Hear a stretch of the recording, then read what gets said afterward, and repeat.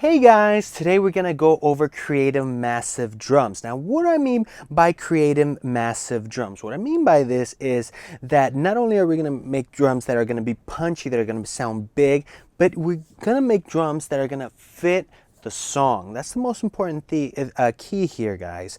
There's no use of making drums sound huge and then you bring in all the instruments and then it sounds very muddy. So let's listen to these drums. These drums, let me take off processing here. Right, there's some tom action. Great, right? Perfect. Now, the number one thing that you want to add for creating space is reverb.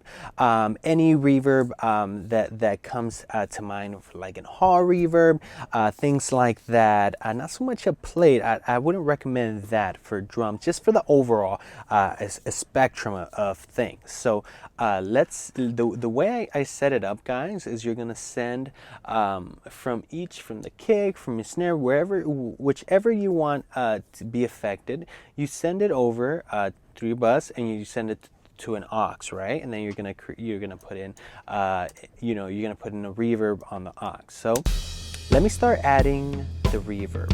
Check this out, guys.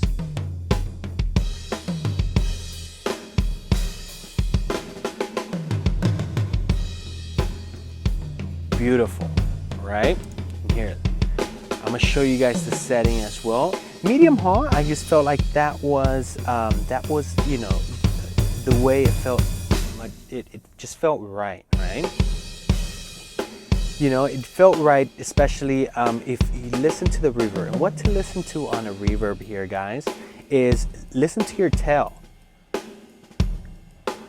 You hear how the tail kind of it keeps going after the snare, especially after the snare, but it doesn't go overboard. And the reason is, think about it, guys. We don't want the reverb tail. We don't want the reverb tail, guys, to go overboard. Why? Because chords are going to be changing. Things are going to be changing, moving around the drums.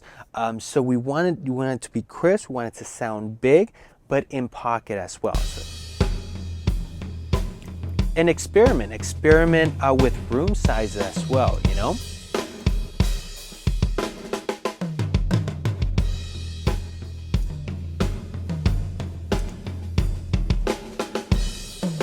And the great thing about sends is that you could control the amount that you want towards it. Beautiful, very in control. Another thing that I would recommend as well is if you're grouping your drums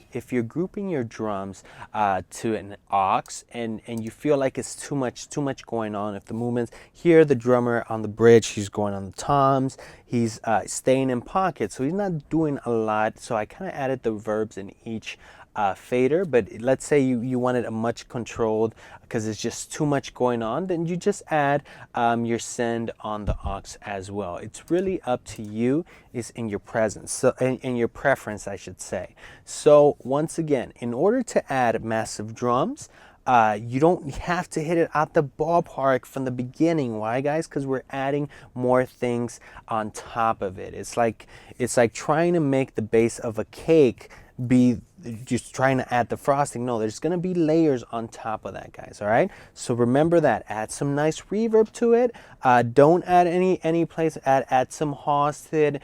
Put in some love and you'll see the difference that it's gonna make overall.